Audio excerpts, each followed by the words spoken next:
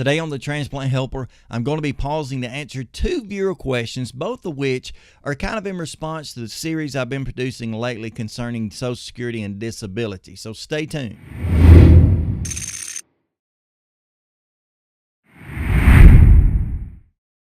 Well, hey folks, I appreciate you joining me today again on the Transplant Helper podcast / YouTube video series. My name is Jim Merle, and let me say in the onset, if you've not already subscribed to this channel right now, would be a very good time to go ahead and find that subscribe button and hit it.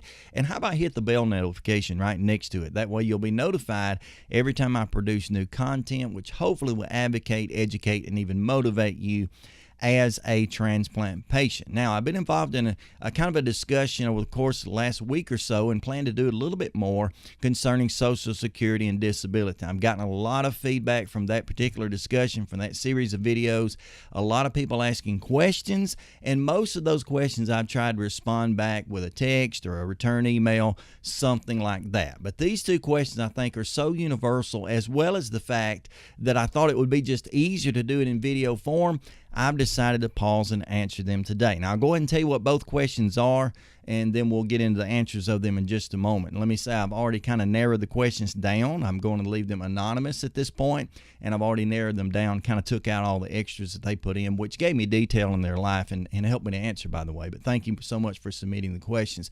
The first question is going to have to do with, can the doctors make me go back to work post-transplant? Particularly, they're talking about that 1 year mark. So we'll be talking about that. And then the second question is going to have to do with basically a person who's been on disability in the past, come off of disability and gone back to work, and now as some difficulties are arising, they need really to go back on disability again. So they're asking the question how to handle that, how to get the process started. Is it possible to even do that sort of thing? So let's back up. Question number one, concerns about getting kicked off or put off of disability after 1 year post-transplant. Now, the main thing I want you to understand in this is, number one, no one can force you off of disability. You very well may be taken off of disability, but they cannot force you to come off disability, especially your doctors, Now, what Social Security and the Social Security Administration is going to do is at certain increments post your transplant, and by the way, they do this for anyone who's disabled, but for certain increments post your transplant, particularly at the first occasion, 1 year post-transplant, they are going to be wanting to review your case. And what they do in that review is they're going to do mainly one thing, and that's to contact your doctors and question them as to your continued and ongoing health and recovery, and ask questions about if the doctors feel like you are ready to return to work. So the main thing that I need to do, or you might need to do in that case, is to be sure that your doctors have really been on top of your care, because it's so easy for us to go in as transplant patients because we desire to recover, we want to recover quickly and fully, that we go into those clinic visits and we answer questions too generically, and basically we don't give the doctors enough honest information. You know, you go in, the doctor says, how do you feel? You tell them, I feel fine. What are they supposed to go on then? They're expecting and they're thinking then that your recovery is going better maybe than it really is. But nonetheless, I think this person who's asking the question, maybe a doctor even suggested to her that she would have to go back on disability after a year. That's not the case. You will be reviewed most likely, but in that review, they're going to be looking at what your current condition is. And so you need to sit down. I encourage you, please sit down with your doctors, have them to really openly discuss this matter with you, especially in light of your ability to return to work or not, and have them to be sure that they're on the right page, or you're on the same page as to how you really feel. I've said it over and over again. I continue to say it. Transplant is a treatment, not a cure. So just because someone gets a transplant, whether it be heart, lung, liver, kidney, pancreas, whatever, although we're going to improve most likely from that, it's not a cure. It's an ongoing survival mode. You go into ongoing survival mode from that point, and you really need the doctors to cooperate with you. So let me just encourage you to have a conversation with your doctors right now, even before that review will come up, and make sure they know what page you're on, and be prepared, if need be, to write those letters to the Social Security Administration to respond to their questions, to make it clear that you're not yet ready to return to work. And so that's basically the way I would answer that question. I don't know if that helps enough, but just to be aware, we will be reviewed from time to time, and during those reviews, it's going to be based on what your doctors have in their files and what they have to go on. Now, it's possible, and I know some have encountered this, that the Social Security Administration could then request that they go to their own doctors, which in my opinion, that could be potentially rigged. You know how that is. But again, if you are truly disabled and the evidence and the tests are showing that, then stand your ground and have your doctors to stand their ground, and you make sure that your case is treated fairly. That's about the best we can ask for. And I know people have been taken off of disability against their will.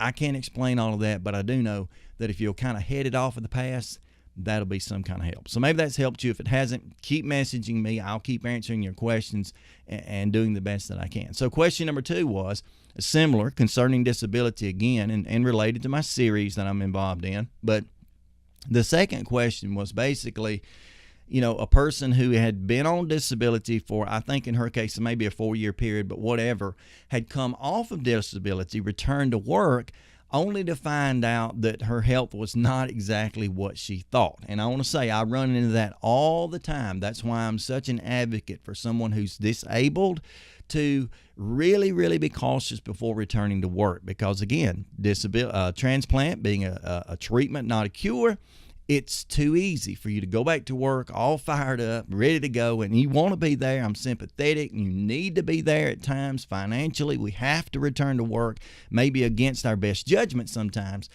But it's very important that when and if you return to work, that you are aware of your body again, and that you're willing again to admit when things are not going well. And so let me give you a couple of pieces of advice in light of this. You've been to work, now you feel like you need to come back out of work and you need to file for disability again. Number 1, go to your Social Security Administration now.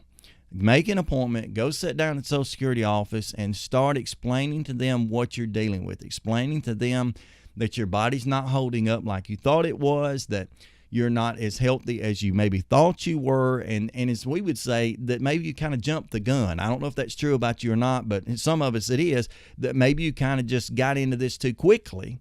And so sit down with them and have that real, honest conversation again with them as to what's next, what needs to be done, because obviously you're going to have to reapply. You're going to have to refile for disability. Second to that, and I always give this advice too, is like the previous question I answered, go sit down with your transplant team. Let them know for sure exactly where you stand, exactly where you are. Let them know for sure what your new limitations are, because it's shocking really how good we can do at that 1 year, maybe 1 to 2 year post-transplant place, and then out at 3 or 4 years for some reason, and many go much further than that, but out at 3 or 4 years, things don't go as well. We come off of a lot of our immunosuppressants, a lot of drugs that were protecting us and keeping us and giving us some pep, like that corticosteroid prednisone, giving us that pep in our step, and we come off of that and our energy levels falls. Or like in many cases,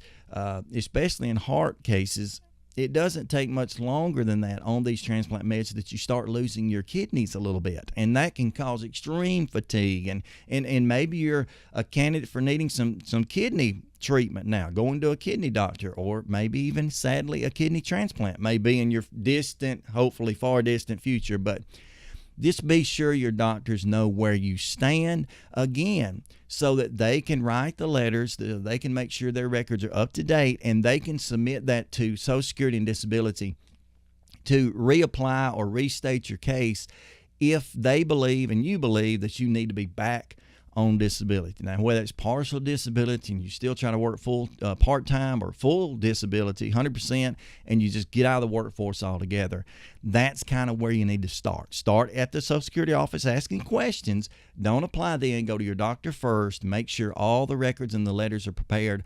And then here's the third level of that, the third part of this, and I've discussed this in a previous video I'll link to here, and I want you to go back and watch the whole video there also. But Get your documents in your hands. Get them in your hands. I'm reaching here for something that's not documents, but get that big pile of papers, however big that file folder is. Get a copy of your medical records and those letters in your hands. Take that back down to the Social Security office. Put that in their proverbial laps, because whatever they receive in person, face-to-face, they have to file, because sometimes it's the case that either they don't reach out to the right doctors to get the proper letters and documents, or maybe the doctors are a little bit slow. They're very busy, but they're a little bit slow about getting those records and documents. And here you have already filed for your disability. Your application is being put through the vesting part of it, the clearance part of it, and they're looking at that and saying, we don't see any evidence of a returned disability. We don't see any evidence here of being 100% disabled, and that may be because they don't have the right documents from the medical staff, from your clinic, from your doctors, from your coordinators. So get those things in order on that end with the medical staff, and then put that in your hands, and you take it to Social Security Disability. Cut out the middleman, cut out the postal service, cut out everybody, cut out the fax machine, make sure they get it in their hands. Then when they start to making this new decision, it'll be made right. And I don't know if that helps you at all. Again, same is the case with you, and I'm keeping you both anonymous, but same is the case with you. If you got any more questions, keep texting them to me, keep messaging me, keep emailing, whatever it is. I'd love to continue to answer these questions. And anybody else who has any questions concerning Social Security and disability, I'm not a disability lawyer. I'm not a medical doctor. I don't work for the Social Security Administration. I don't do any of that. But I've been there, and I'm doing that. I'm trying to live this life too. And it's a matter of survival sometimes. It's a matter of survival that we're able to continue, if need be, or to regain these benefits just so we can live. Because your number one job in life right now for you and everyone else is to keep your health at the highest level it can be.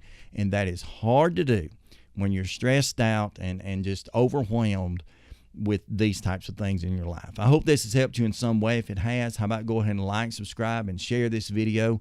And again, thank you so much for all of you who submit questions. If you're having any problem with Social Security and disability, put it in the comments below. Find me on Twitter at transplant_help. Send me an email at jim@thetransplanthelper.com. I'm on Facebook under Jim Merle, under the Transplant Helper. I want to help. I want to help you any way I can. But until next time, stay stronger, friends.